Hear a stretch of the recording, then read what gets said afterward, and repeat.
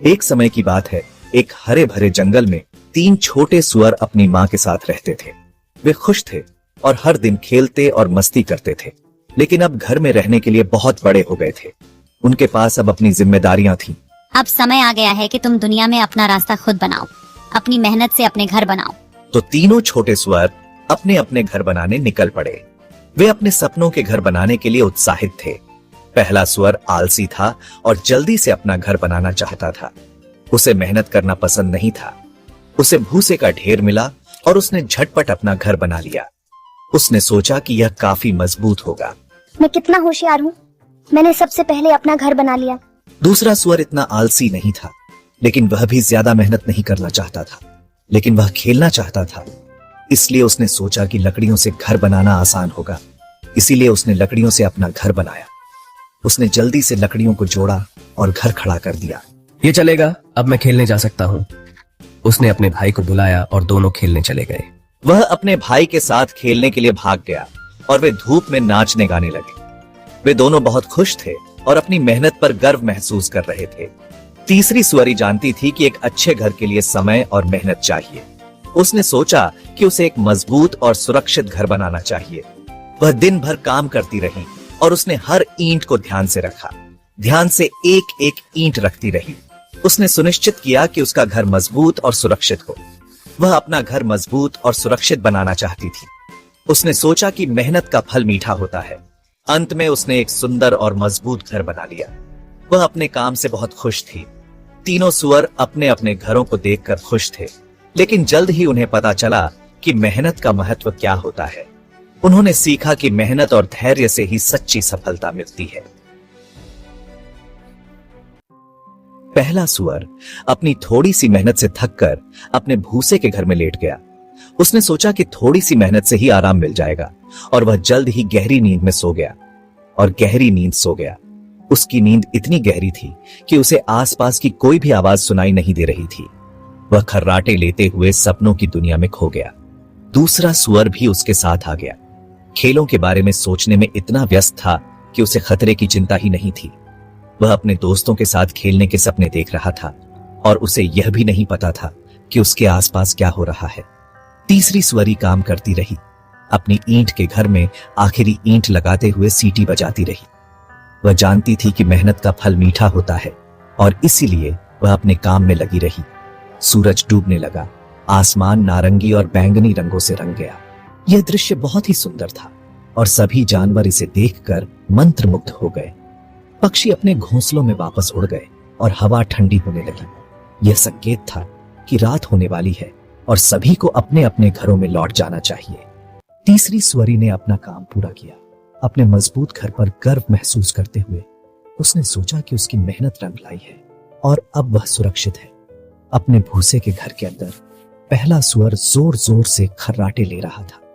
उसे इस बात का बिल्कुल भी अंदाजा नहीं था कि बाहर क्या हो रहा है। अचानक दरवाजे पर जोरदार बैंग की आवाज से उसकी नींद खुल गई। वह हड़बड़ाकर उठ बैठा और डर के मारे इधर उधर देखने लगा। वह डर के मारे चिल्ला और भूसे के ढेर के नीचे छिप गया। उसे समझ नहीं आ रहा था कि क्या करे और वह कांपने लगा। बाहर दरवाजे पर एक बड़ी परछाई पड़ी। यह परछाई बहुत ही डरावनी थी और सुअर का दिल तेजी से धड़कने लगा। बड़ा बुरा भेड़िया आ गया। छोटे स्वर मुझे अंदर आने दो। अपनी ठुड्डी के बालों की कसम नहीं। फिर भेड़िए ने दहाड़ा। तो मैं फूंक मारूंगा और जोर से फूंक मारूंगा और मैं तुम्हारा घर गिरा दूंगा। उसने गहरी सांस ली और पूरी ताकत से फूंका। भूसे का घर कांपने लगा और हिलने लगा। भूसा हर जगह उड़ गया और दीवारें गिर गईं। पहला सुअर चिल्लाया और जितनी तेज उसके छोटे पैर उसे ले जा सकते थे उतनी तेज भागा। वह अपने भाई के घर की तरफ भागा। उसके पीछे पीछे बड़ा बुरा भेड़िया। दो छोटे सुअर लकड़ी के घर के अंदर दुबके हुए थे। उनके दिल ढोल की तरह धड़क रहे थे। बड़ा बुरा भेड़िया अपनी गति रोकने में असमर्थ एक तेज ठोड़ के साथ लकड़ी के घर में जा घुसा। छोटे सुअरों मुझे अंदर आने दो। अपनी ठुड्डी के बालों की कसम नहीं। तो मैं फूंक मारूंगा और जोर से फूंक मारूंगा और मैं तुम्हारा घर गिरा दूंगा। एक शक्तिशाली सांस के साथ भेड़िए ने लकड़ी के घर को 1000 टुकड़ों में उड़ा दिया। दो छोटे सुअर अपनी जान बचाकर अपनी बहन के ईंट के घर की ओर भागे। तीसरी सुअरी ने अपने भाइयों को अपनी ओर दौड़ते हुए देखा। उनके चेहरे डर से पीले पड़ गए थे। वे अपने घरों को खो चुके थे और अब उनके पास कोई और जगह नहीं थी। वे जानते थे कि अगर वे जल्दी नहीं करते तो बड़ा बुरा भेड़िया उन्हें पकड़ लेगा। जल्दी अंदर आ जाओ, हमें सुरक्षित रहना होगा। ये घर मजबूत है और हमें बचा सकता है। उसने जल्दी से उन्हें अंदर आने दिया और दरवाजा बंद कर दिया। जैसे ही बड़ा बुरा भेड़िया उसके बगीचे में आया, भेड़िया बहुत गुस्से में था और उसने दरवाजे पर जोर से दस्तक दी। छोटे स्वरों, मुझे अंदर आने दो। मैं तुम्हें नुकसान नहीं पहुंचाऊंगा, बस दरवाजा खोलो। भेड़िया दहाड़ा उसकी आवाज फूंकने से कर्कश हो गई थी। उसने सोचा कि उसकी धमकियों से सुअर डर जाएंगे, लेकिन वे नहीं डरे। अपनी ठुड्डी के बालों की कसम नहीं, हम तुम्हें अंदर नहीं आने देंगे। ये घर मजबूत है और हम सुरक्षित हैं। तीनों छोटे सुअर एक साथ चिल्लाए। उनकी आवाजें नए आत्मविश्वास से भर गईं। वे जानते थे कि उनका घर मजबूत था और भेड़िया उसे नहीं गिरा सकता था। भेड़िया गुस्से से भर गया। उसने सोचा कि वह अपनी ताकत से सब कुछ हासिल कर सकता है, लेकिन अब उसे चुनौती मिल रही थी। मैं फूंक मारूंगा और मैं और जोर से फूंक मारूंगा और मैं तुम्हारा घर गिरा दूंगा। तुम देखना, मैं तुम्हें नहीं छोड़ूंगा। उसने फूंका और उसने और जोर से फूंका, लेकिन ईंट का घर नहीं हिला। भेड़िया थक गया, लेकिन उसने हार नहीं मानी। उसने बाईं ओर से फूंका, उसने दाईं ओर से फूंका, उसने हर दिशा से फूंकने की कोशिश की। उसने अपनी पूरी ताकत लगा दी और पूरी ताकत से फूंका, लेकिन ईंट का घर मजबूती से खड़ा रहा।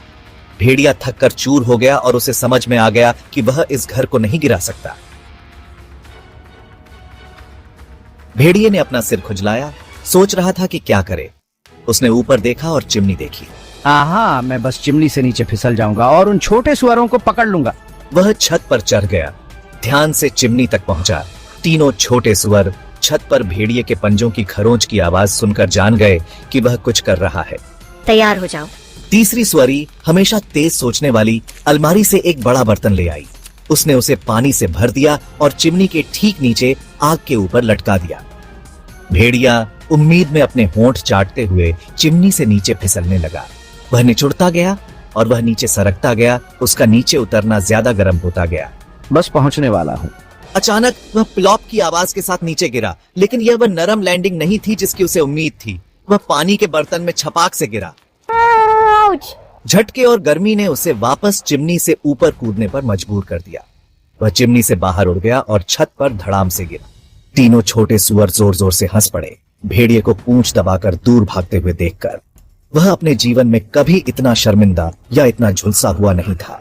यह तो कमाल का था। हम सचमुच तुम्हारे आभारी हैं। टीम वर्क और थोड़ी सी प्लानिंग ने दिन बचा लिया। थके हुए लेकिन विजयी तीनों छोटे सुअर मजबूत ईंट के घर में आराम कर रहे थे। तीन छोटे सुअरों की कहानी हमें याद दिलाती है कि जब हम अपना समय लेते हैं, कड़ी मेहनत करते हैं और सही चुनाव करते हैं, तो हम अपने रास्ते में आने वाली किसी भी चुनौती से पार पा सकते हैं।